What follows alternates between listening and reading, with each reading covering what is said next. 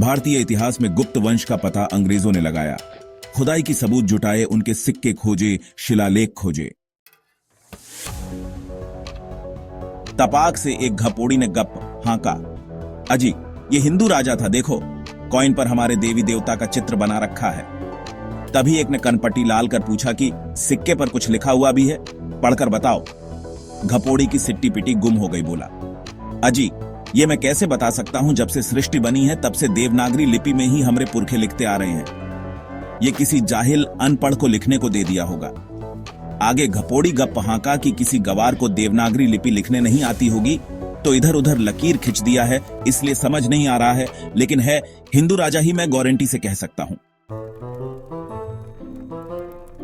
अंग्रेज का माथा ठनका और बोला, बेटा ये गुप्त लिपि है और देवनागरी से पुरानी है, और इसे फ्लीट महोदय ने 1818 सीए में पढ़ लिया है, और इसमें जो चित्र है वो बौद्ध धर्म का है, और ऐसे चित्र बौद्ध देशों देशों में मिलते रहते हैं, और इस लिपि का जिक्र बौद्ध धर्म की किताबों में है, तो अगर राजा तुमरा है, तुमरे ग्रंथ में इस लिपि का जिक्र क्यों नहीं है?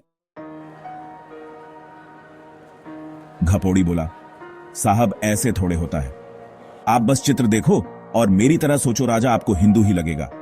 अंग्रेज बोला, घपोड़ी लाल 629 में ह्यूएनसांग भारत में आया था।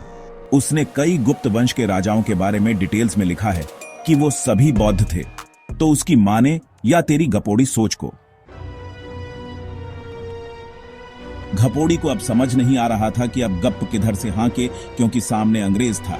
सो घपोड़ी बोला, अरे मैं भी वही कह रहा हूं, बुद्ध कोई अलग थोड़े ही है, वो भी मेरे अवतार ही है। अंग्रेज ने कहा, अच्छा तो कितने मंदिर बनवाया बुद्ध अवतार के लिए? घपोड़ी फिर फंस गया, बोला, अरे बुद्ध ने मूर्ति पूजा का विरोध किया था, इसलिए नहीं बनवाया। अंग्रेज बोला, बुद्ध ने मूर्ति पूजा का विरोध तेरे कान में फूका था क्या?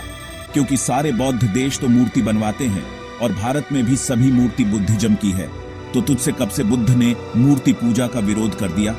और अगर उन्होंने विरोध किया तो तू क्यों मूर्ति पूजा कर रहा? घपोड़ी फिर फंस गया, उसे समझ नहीं आया तो भाग खड़ा हुआ। तब से भारत में एक अफवाह फैलाए घपोड़ी घूम रहे हैं कि बुद्ध ने मूर्ति पूजा का विरोध किया, जबकि हकीकत यह है कि बुद्ध के समय न कोई मंदिर था, न कोई मूर्ति पूजा, और न बुद्ध को मूर्ति पूजा विरोध की जरूरत पड़ी, और वैसे भी बुद्धिज्म में मूर्तियां पूजा करने के लिए नहीं बनती।